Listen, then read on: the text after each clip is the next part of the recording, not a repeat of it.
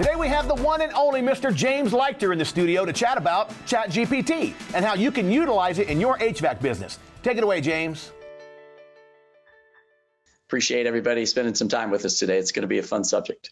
Yes, this is. This is something that everybody's talking about. And I also want to introduce my esteemed colleague, Ian Chapin. He is a software engineer at Aptora, and he is a AI freak. He's a real AI enthusiast. Thank you for being on with us today, Ian. Oh, thank you. Yep. Hello. All right. So I thought I would get started with a quick explanation of AI, but there's nobody more qualified to do that, I think, than Ian. But Ian, you being such a smart guy, you're going to have to kind of dumb it down for me. What is AI? I just arrived on this planet. What is AI? What is ChatGPT? AI is basically just stands for artificial intelligence. It's just a way for computers to essentially have intelligence or simulate different types of intelligence, like human intelligence. Now, how can a computer act like a human? How can they be intelligent? How's that system working? Well, behind the scenes, they've taken enormous data sets and basically created a large language model with a lot of advanced statistics. And basically what it does is it tries to, whenever you give it like 1, 2, 3, if you were to type that in, it'll say 4, 5, 6. So it basically tries to predict what you're going to say next. All right. So I talk to contractors all over the country. People ask me all the time about AI and ChatGPT. And I think what a lot of contractors say is, that's not for me. That's for techno people, tech geeks. I understand why scientists might use it, but what's in it for the everyday business owner? What's in it for the everyday business owner is basically, with the invention of ChatGPT, it's become widely available to talk to an AI chatbot that essentially is trained on just a large breadth of knowledge and can help you do tasks. Things like if you wanted to create like a newsletter email, you could create that. You could create a company slogan. It's really endless. So, and we're going to go through some of those exercises. By the way, we're going to show you what's in it for you. We're going to ask ChatGPT to help us figure out some things today. We're going to make ChatGPT basically our business consultant and give you a real demonstration of its capability and power. Gary, that takes me to you. You are the owner of many businesses. For those who don't know, Gary is in the contracting industry as a contractor, as a consultant. He's also in the marketing business, co-founder of iMarketing. What do you use AI for? A whole bunch at this point. We in the agency business are using it to simulate campaigns, marketing slogans. We're doing data analysis with it, James. What I used to do when I was in school would go to the library and pull the census data. And the cool thing now is AI really, as long as we have the prompts correctly, I think, Ian would probably talk to that. If you can get the prompts properly organized, there's not a lot AI can't do for a business today.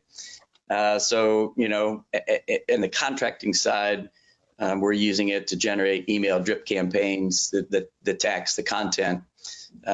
We can really use that also to start modeling financial information. So I think we've struggled over the years teaching contractors about finance and accounting and all that stuff that's the business process.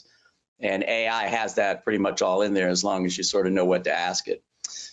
Role descriptions, policy manuals, standard operating procedures. We've pretty much used it for all those things. One small comment I would make, in addition to the prompts, you got to humanize, some of what comes out of ChatGPT or the Google version of Bard. We find that, the data and the constructs are very accurate, pretty factual. It's grabbing a lot of information, but it isn't necessarily organized the way we might want to present it to another human being. And I think over time, the AI is going to figure that out. It's going to learn how to do all that. We're on the first inning of probably a 9-inning game of AI, maybe the second inning. But I think that's the trick, is you still have to probably touch it. So as I sent you a couple of pieces, I'm not sure if you're going to share those or not, James, but 5 seconds, 10 seconds of loading time with the right prompt and about 20 minutes of editing produced a piece that would normally take us about 6 to 8 hours with a whole bunch of different people looking at it. And really we're able to solve that productivity puzzle much quicker. So it's pretty cool stuff. It is cool stuff. I think my experience with many business owners, contractors, not just contractors, but that's who I deal with mostly, but this is true with all business owners. A lot of them struggle with writing.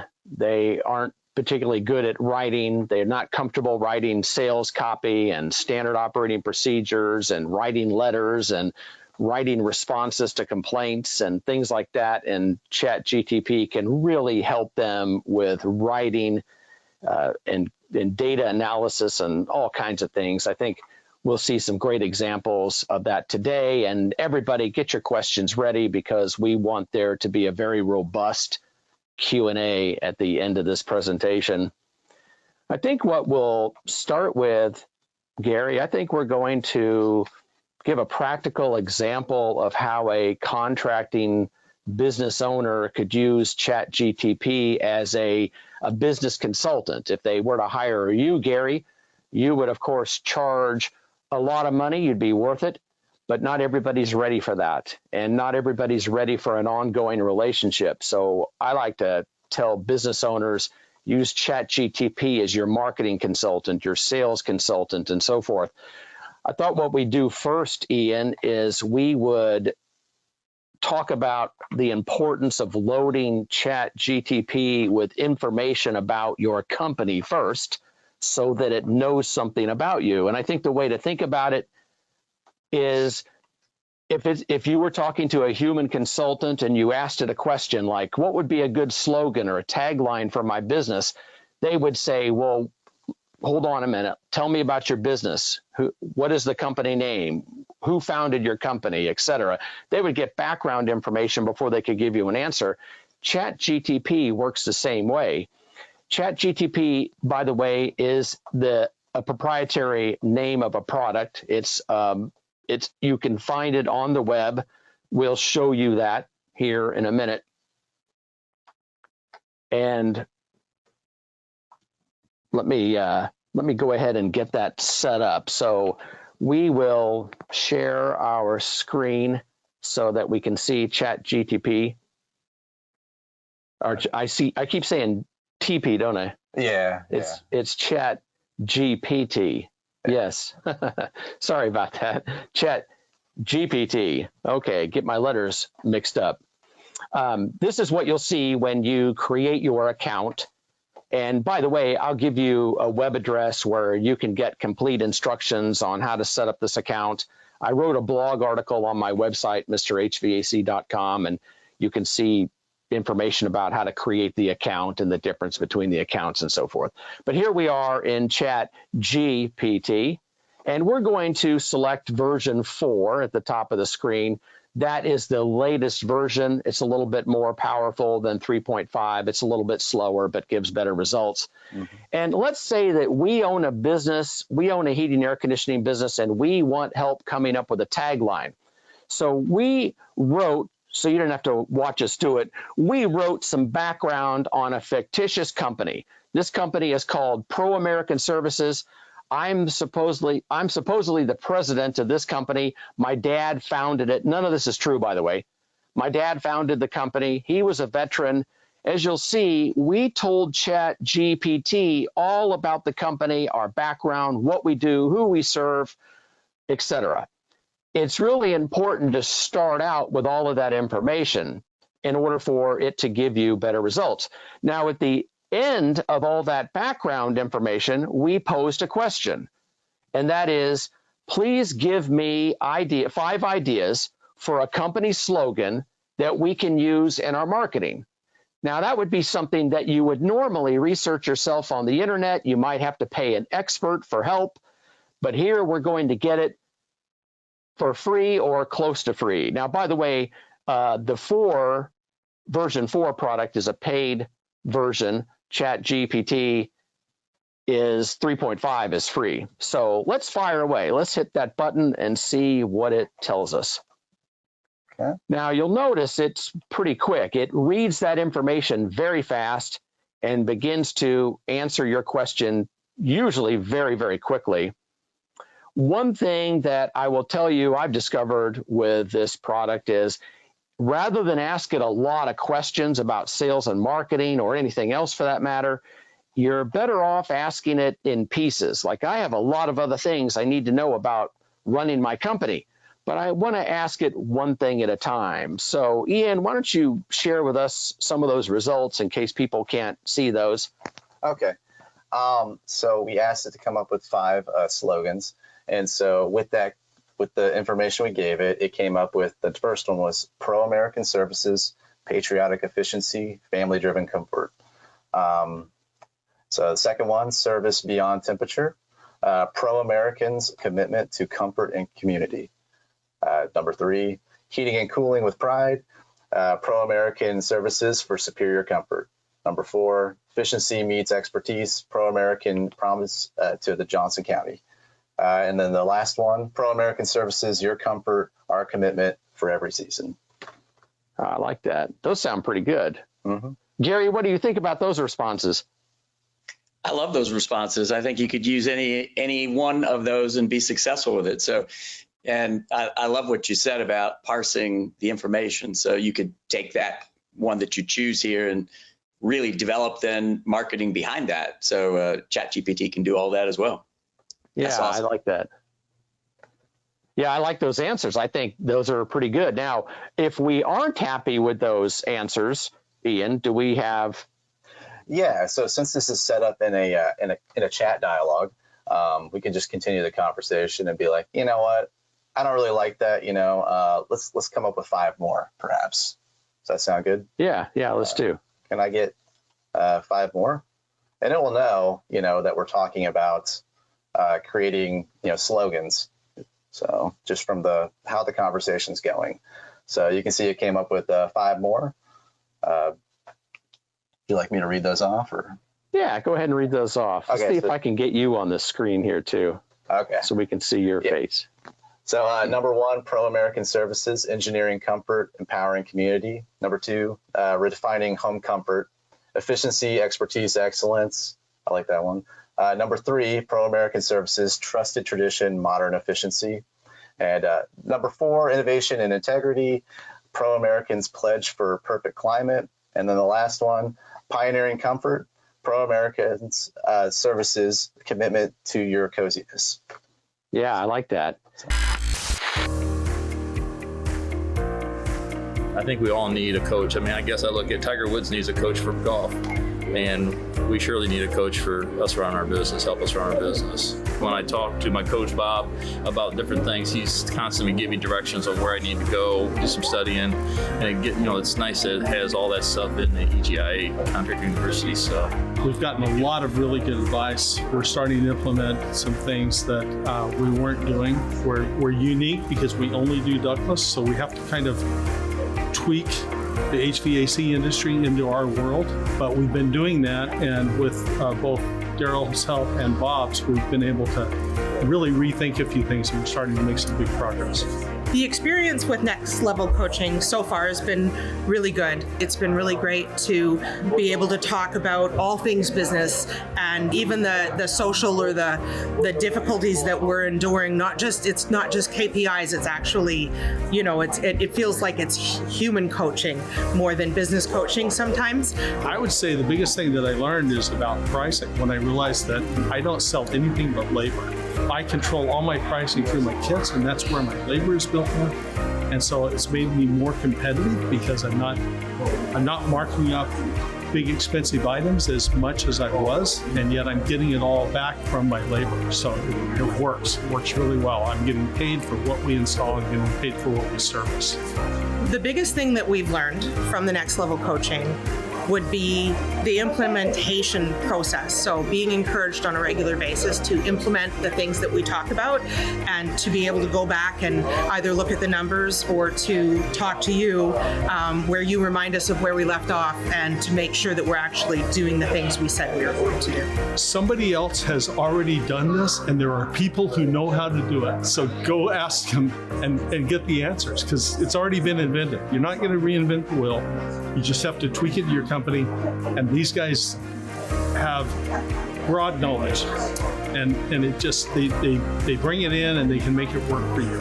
Do it. I mean, next level coaching, if I could convince everyone to be a part of it, I think that's a big thing for us to all participate. We need to participate in every avenue that's available to us through the EGA.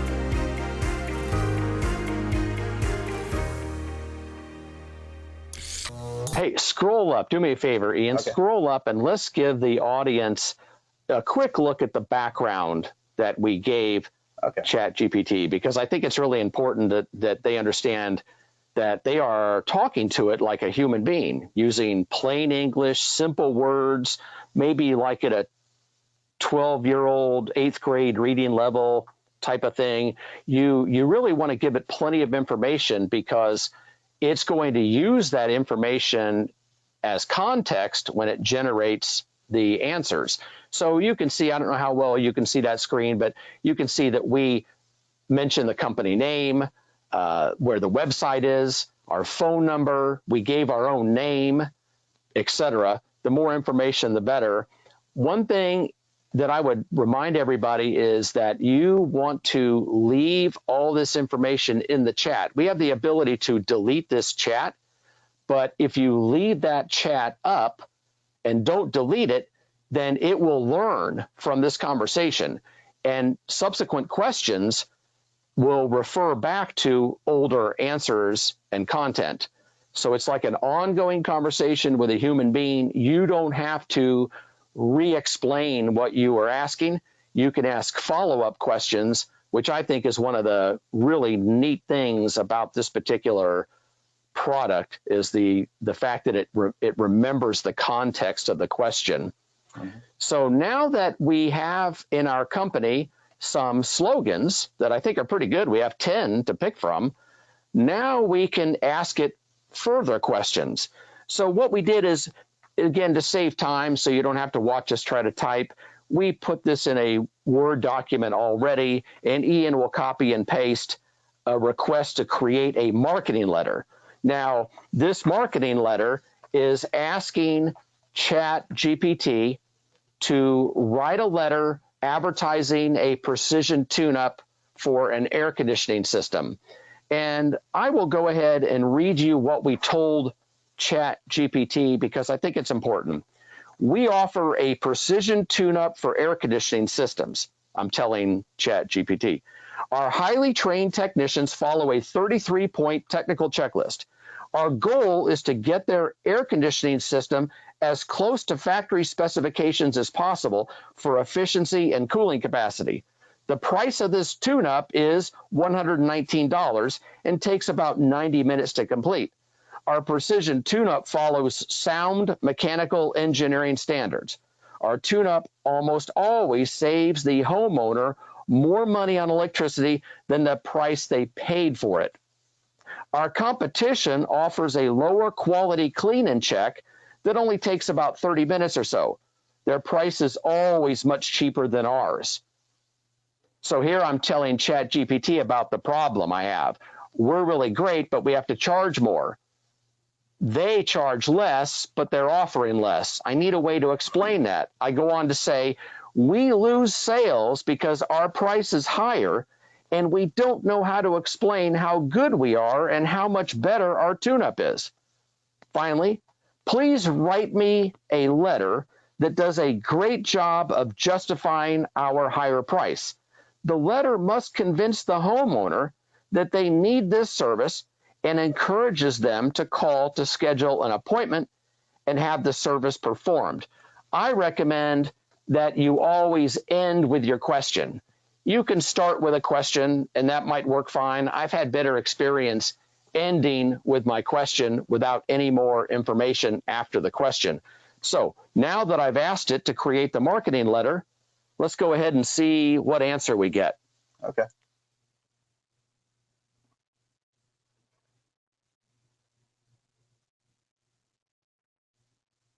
Now it's looking at the original information that we gave it about our company. I didn't mention, again, that we were Pro-American Services. It knew it. So it's putting all that information in there. It remembers my name, even though I didn't give it my name again. I have a feeling it's going to end this letter with my name, but it's using a lot of information that it was given earlier. Now, in this fictitious company, we service the Johnson County, Kansas area, and it mentioned that.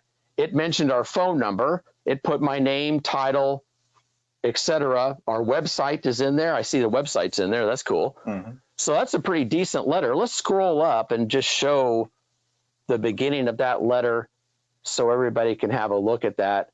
And I won't take the time to read it to you, but I think that you can see that it's a pretty decent letter. Now, Gary, I think you mentioned this earlier. You can't just copy and paste that and use it. It needs the human touch. You want to go in and fine tune the letter, but what do you think about those results?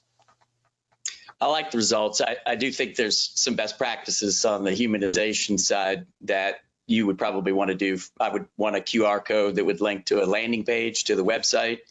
I love that ChatGPT put the website in there. You didn't ask that in the actual prompt, but it had the website and the previous info that you dropped in as a prompt. So again, back to my original comment, the better job that we do at creating a prompt, the better output, ChatGPT or Bard or any of these other AIs are going to do in terms of production. And so what I do is I take this and I'll sit down and I'll try to just personalize it just a little bit more. And 5 or 10 minutes of stylizing it to James or Gary or Ian's style, you've created productivity and a pretty effective marketing letter. So I look at the text here and it's almost exactly what somebody that is a professional agency would write. So you're doing an effective job of putting the agency in a position to be able to support you, or you can do this yourself. Either way. Yeah, so one thing that I didn't do, Gary, is I could have asked ChatGPT to speak to me as if they were a sales and marketing consultant or a direct mail expert. And if you tweak the prompt like that, you'll get different answers. You can also tell ChatGPT to take on the tone of a famous person or a genre or some other area, and it'll change the tone of the letter depending. So it's really neat. And we could ask it to generate an alternative. We could say, I like the letter. Again, you talk to it like a human being. You could say, I like the letter, but I want it to be a little bit more about our involvement in the community. I want you to talk about our involvement in the community and how we sponsor Little League, something like that, and it'll rewrite the letter. Ian, if you'd like to, you can ask it a follow-up. You can tell it that you like the letter, but you'd like it to be whatever you want. Maybe say more about our involvement in the community and our dedication to. James, this really gets right back to the idea that there are different styles of writing, different styles of marketing, copy, and content. So, some of my clients will say, that's too aggressive. It won't work in rural, wherever, let's say rural Iowa, or it's not aggressive enough. I need it to be more marketing savvy, more aggressive. I need the call to action to be more forceful. So if you change those prompts, you would get 3 variations of those letters depending upon, your style and your community. That's a great point. Billboards, same thing, so in a metro area, you might get away with some 7 words or less that's more aggressive. If you were in, a rural southern state, maybe rural Tennessee where I am, you probably want to think about how you want to tie that together locally. So again, the more information that you can provide to the AI, the better. And we're training it. Like we're literally training the AI to be better the next time somebody utilizes it. Right. That's worth reiterating. As you use this product, you are making it better, not only for yourself, but for everybody. The product is learning, and there is a thumbs up, thumbs down, and an opportunity to comment on the results. And supposedly the makers of this say that it uses that again to learn, is it giving you the right information? So they really want you to give feedback, thumbs up, thumbs down at a minimum, but they say if you type in a comment, the system learns from it. Notice the new letter, it talks about some of the connections to, I'm just reading as I'm talking, some of the connections to the community, or a commitment to the community, proud sponsors of a Little League baseball team. You could have told it the team. Gary used a term that marketing people use, a call to action. I think most of us have heard that. Remember, it's smart. And if you tell it to give you a certain call to action, it's going to know what that call to action means. It understands all that. So you could say, write me the following letter and give me 3 alternative call for actions. You could probably say, is there any research on the price, or should I charge a different price, or is a certain price going to give me a better response? And you can go on and on, but I think you can see the power of this. We could also tell it that we want an email versus a letter, and it might give us a different result. So I think it looks pretty good. I mean, I think most of you would agree, if you're not a great copywriter, and I'm certainly not, but this would help me get started. I just have to explain in my own words to ChatGPT what I'm trying to do, and I can whine and complain about competition, higher price, people don't believe it's worth it, and it'll sort all that out and give me a pretty decent letter. Remember, it's probably obvious, this is just one idea. You could ask it to create a cover letter for your sales proposals. You could tell it the story about how you do in-home sales presentations, residential customers in Johnson County, Kansas, and most of them are middle class and blah, blah, blah, and you want to overcome price objections.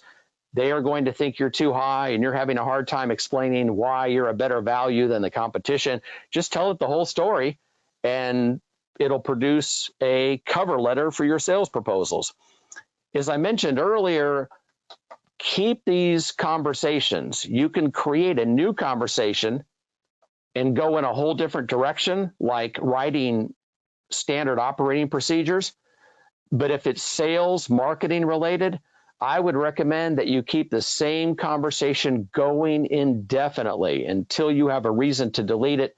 I'd keep that conversation going. What do you think about that advice, Gary? Yeah, I love that advice. In fact, just working with contractors, on the coaching side, we would start this whole conversation here with, let's create a marketing plan outline for the company. And so that would be the final question that we would ask after we loaded in the information, for Pro American Services. We would say, let's go ahead and create a full outline for a marketing plan for the business. And that would give us topics. And each one of those topics then becomes part of the thread. So if somebody said, okay, brand promise was one of those outline topics, then you could say, oh, hey, let's generate 5 brand promises for Pro American Services. And then you could just go down the list of the outline topics. And that really teaches the AI what's going on, not only inside of that company, but it's starting to give you focus in terms of your business process, looking at that individually. So, when we do that, it's pretty expansive, James. That's why you want to go one bullet point at a time and then let the AI start, generating responses. And you basically will have a full marketing plan inside of your company at that point. And then you can either work with somebody like you or any of the EGI coaches or anybody that's out there in the industry as a coach and refine that. Right. I'm glad you brought that up, because I'm reluctant to admit this, but I'm writing a book on bookkeeping and accounting. I want to explain what bookkeeping is, what accounting is, why they're different, how to analyze financial statements, etc. And I couldn't just go into ChatGPT and say, write me a book, and then I could put my name on it. But what I was able to do is I gave ChatGPT a bunch of background about who I am and the people I work with and the contracting industry. And then I asked it to create a table of contents for the book. And I described the book and my objectives. And it gave me a really good table of contents. And then I tweaked the table of contents and made it my own. Then I could go back and ask it to explain or give me information about each element of the table of contents. So like chapter 1 might be chart of accounts and general ledger. Then I could ask it, explain in simple terms to a non-accountant, as if you were a teacher in a classroom, what is a chart of accounts? Please keep your answer to 500 words or less. And it will give you a very good explanation of chart of accounts. And then you can move on to general ledger and just keep on going. I haven't tried, Gary, a marketing plan outline like you said, but I've done that same concept with books and things, and it's been very effective. So. Awesome content right there, as always. Now listen, if you like this content, please share it with your friends via Facebook. If you're not a member, go ahead and click the button below to get a free 30-day trial of our entire Contract University platform. There's an awful lot there, and you'll get it for free. We'll see you next time, folks. Until then, bye-bye for now.